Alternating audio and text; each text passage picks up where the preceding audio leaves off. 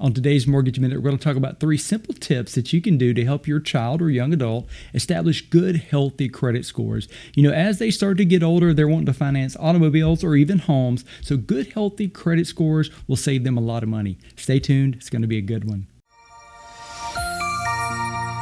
So tip 1 is actually really easy. You can actually do this before they turn 18, and that is you can add them as an authorized user on one of your credit cards. Now, you'll want to make sure that the credit card company does report authorized user accounts to the credit bureau, but this is a great way to kind of get them injected into the credit bureau. A couple things on this though, you'll want to make sure you add them to a credit card that doesn't have a high balance. If you have a card that you use a lot each month, and even if you pay it off, that's probably not the ideal card for them. A credit card that's got a lot of history, a low balance, things like that is going to be ideal for that. Something else you'll want to remember is that the credit card company will actually send them their own credit card. So depending on their age or level of responsibility, you may want to stick that in a drawer for now. But another great perk of having that is it's a great just in case of emergency credit card, in case they're traveling or they're off to college or something like that. We actually did that with my oldest son and it worked out really well. So again, this is a great, easy way to get them into the credit bureau system and start establishing good, healthy credit.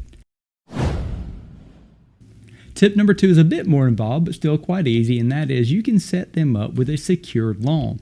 Now, the way this works is you'll go to your bank or credit union, whomever you bank with, you'll pledge a certain amount of money, typically it's $500 to $1,000, and then they will borrow against that and pay it back normally between 12 and 18 months. Now, one thing on that, I wouldn't rush to pay that off too soon because part of having a good, healthy credit score is credit history. So the sooner they pay it off, the less history they're going to have. So I do advise paying it off in at least 6 months, but if they can go the full 12 to 18 months, that's going to be even better. And the reason this works is part of the challenge with getting credit, if you don't have credit, is there's a risk involved, and many creditors don't want to take that risk. However, going this route, you already have pledged the money, so they've got the money, there's really no risk involved. And then once you pay the loan off, you do get the money back. So another good benefit of that.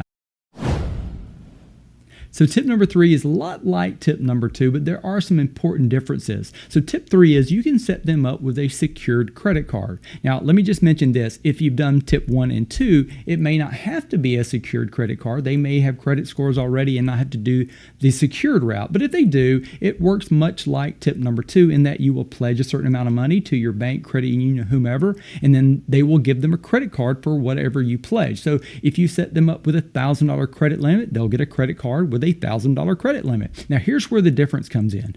Unlike the installment loan where they're paying back $1,000, on the secured credit card, they do not want to charge over 30% of the credit limit. So again, if they have a $1,000 credit limit, do not charge more than 30%. And that's because that's a big number as far as the algorithm that the credit bureau uses to establish good credit. You want to be below 30% on any credit card. So have them purchase something they need and then pay it off again in 6 to 12 months. Now, one more thing I will mention that's really important is you want to make sure they understand they are not to miss a payment.